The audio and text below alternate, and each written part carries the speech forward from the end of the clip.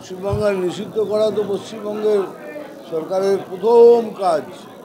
যে কোনো জিনিস ওদের এগেনস্টে হলে ওরা নিষিদ্ধ করে দেয়। এর জন্য আছে, এর জন্য আর এর জন্য কোনো কিছু বলার কিছু নেই। আগে আগে বলুন।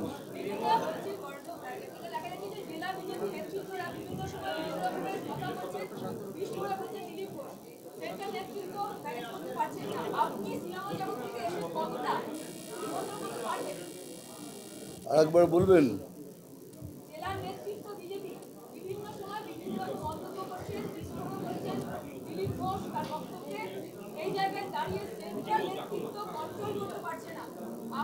আপনাকে কে বললো সেন্ট্রাল নেতৃত্ব কন্ট্রোল করতে পারছে না?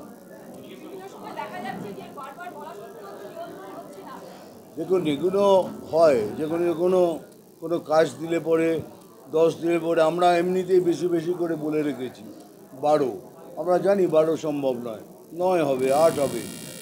দ্যাটস অল রাইট, আমাদের টার্গেট হয়তো 8, আমরা বলে রেখেছি 12।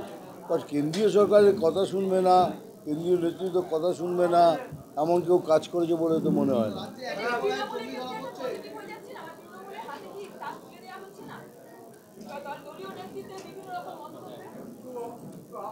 যেমন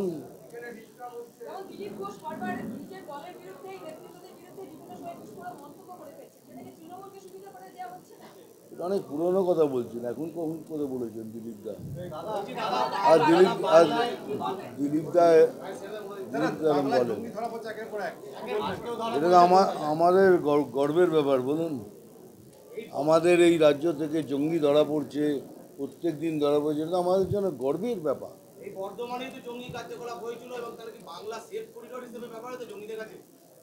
ভাই, বাংলা জঙ্গিদের এটা একটা কি বলে সেফ হেভেন হয়ে গেছে এখন পশ্চিমবঙ্গ।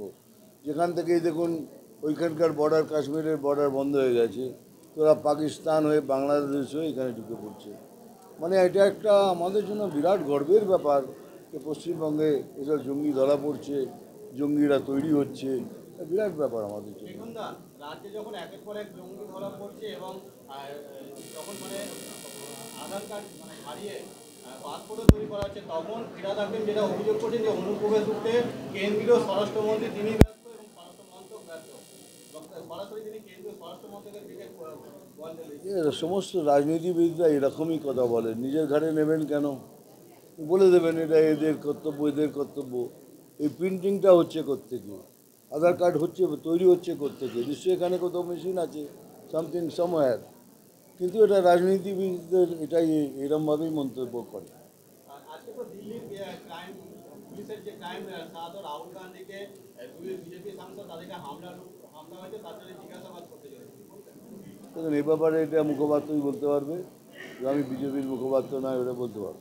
বিরোধীরা যেটা অভিযোগ করছে যে বাংলা জঙ্গিদের নিরাপদ আশ্রয় এবং সরকারের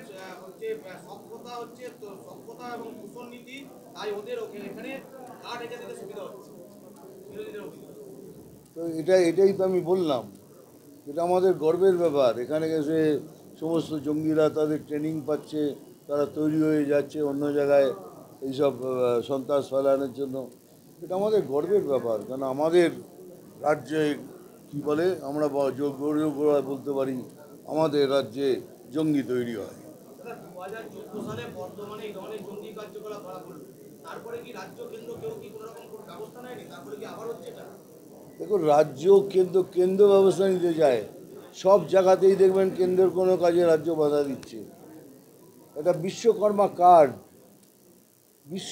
কার্ড সবাই দিলে সবাইয়ের ভালো হবে, দেখুন বন্ধ করে রেখে দিয়েছে। কি করবেন আপনারা? আয়ুষ্মান আয়ুষ্মান ভারত, ওটাকে বন্ধ করে রেখে দিয়েছে, এতে সবার ভালো হবে, আপনার আমার সবার, বন্ধ করে রেখে দিয়েছে। কি করবেন? দাদা, বাংলাদেশে এখনো পর্যন্ত 2200 হিন্দুদের উপর হামলা হয়েছে বলে তথ্য উঠে আসছে এবং সেখানে দাঁড়িয়ে বিরোধীরা যেটা অভিযোগ করছে এই ক্ষেত্রে ভারত সরকারের আরো শক্তিশালী কঠোর পদক্ষেপ দরকার হিন্দু রক্ষার্থে, কিন্তু এখন কিছু হয়নি সেটা। দেখো ভাই, একটা কথা বলি, খুবই দুঃখের ব্যাপার এটা, কিন্তু সঙ্গে সঙ্গে সেটাও বলি, একটা ভারত আমাদের একটা বিরাট দেশ। বাংলাদেশকে কি এরা যে যা বলতে দিন, but do not underestimate India. ভারতকে আন্ডার এস্টিমেট করবেন না।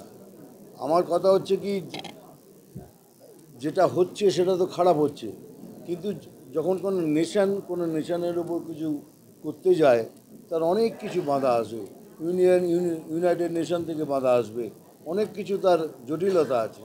সেই জন্যই ভারত দেখছে, উই আর ওয়াচিং। ঠিক এক সময় 1 মিনিটের ব্যাপার, খেলা শেষ হয়ে যাবে।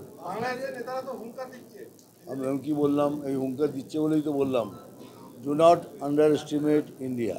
দাদা, কোথায় কি মনে হচ্ছে যে ভারতবর্ষের যে আভ্যন্তরীণ নিরাপত্তা, সেই নিরাপত্তার সঙ্গে এই রাজ্যের সরকার কোথাও আপোষ করছে?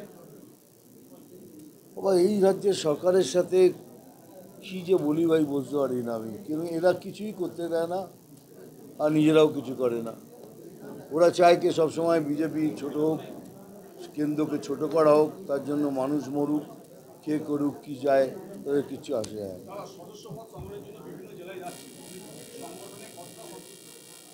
আমি বিজেপির সংগঠন নিয়ে 100% সন্তুষ্ট নই। আর এটা এটা সবাই ভাববেন আমি ভয় পাই না। আমি ওপেনলি বলছি, আমাদের আরও শক্তিশালী হতে হবে, আরও নিজেদের মধ্যে যতটুকু যা আছে সেগুলো মিটিয়ে বাটিয়ে আমাদের সব এক হয়ে লড়তে হবে। কেন এখন পশ্চিমবাংলার যে অবস্থা, আমরা সবাই, আমি নই এবং আপনারা সবাই মিলে যদি একত্রভাবে না লড়ি, তাহলে কালকের দিনে এটাও আর একটা বাংলাদেশ হবে, সেটা সুনিশ্চিত। আমাদের ভবিষ্যৎ অন্ধকার। যে লক্ষ্যমাত্রা ছিল সদস্য সংগ্রহের যে লক্ষ্যমাত্রা ছিল, সেটা কি পূরণ করা গেছে? কী বলছেন?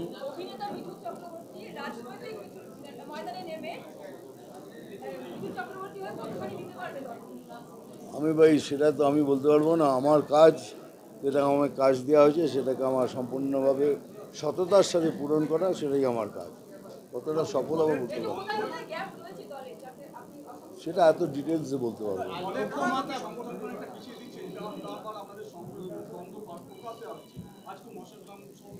দেখুন, প্রকাশ্যে আসছে এই জন্যই কি সবাইকে সব কিছু চাই। আপনি যদি একটা লিডারকে বলেন যে তুমি জেলা প্রেসিডেন্ট হও, তা আর একজন যিনি বসে আছেন তিনি বলেন আচ্ছা তুই প্রেসিডেন্ট, দেখ এবার তোর পাটা কেমন কাটি। এইটাই চলছে এখন। সেইটাকে একটু আমাদের ভেবেচিন্তে সবাইকে বুঝিয়ে আমাদের একসাথে মাঠে নামতে হবে। This is our minor thing, সব পার্টিতেই হয়। I think it will be done. সদস্য সংগ্রহের যে লক্ষ্যমাত্রা ছিল, তার কি ধারে কাছে পৌঁছানো গেছে? আমি বললাম না, আমরা 12 বলেছি। 12 তো অ্যাকচুয়ালি 12টা একটু বেশি বলা, যেন 7 হলেই আমরা খুশি, but we are near to it. হ্যাঁ,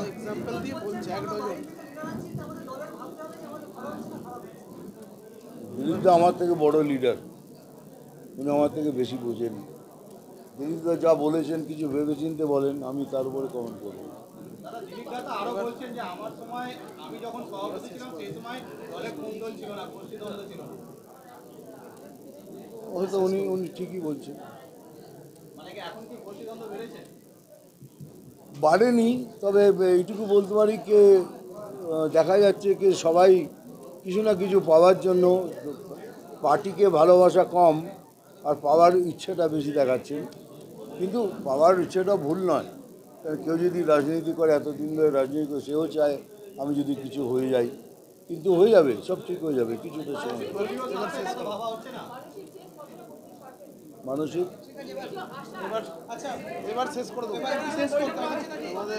আমি একটা কথা বলছেন, আমি যে না শুনতে পাই, কি জবাব দেবো? দাঁড়ান, 1 মিনিট বলছেন, বলুন।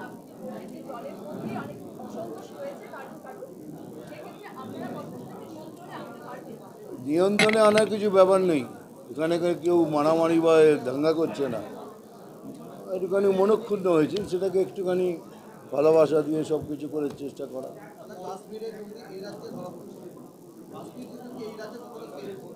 আপনাকে কি বললাম, এটা হলো একটা সেফ হেভেন। তো কাশ্মীরের জন্য এখানেই আসবে, এখান থেকে আবার পুরো ট্রেনিং নেবে, নিয়ে আবার গিয়ে কোথাও গিয়ে হামলা করবে। এটা একটা সেফ হেভেন হয়ে গেছে এই রাজ্য। এটা আমাদের জন্য গর্বের ব্যাপার, বিরাট গর্ব।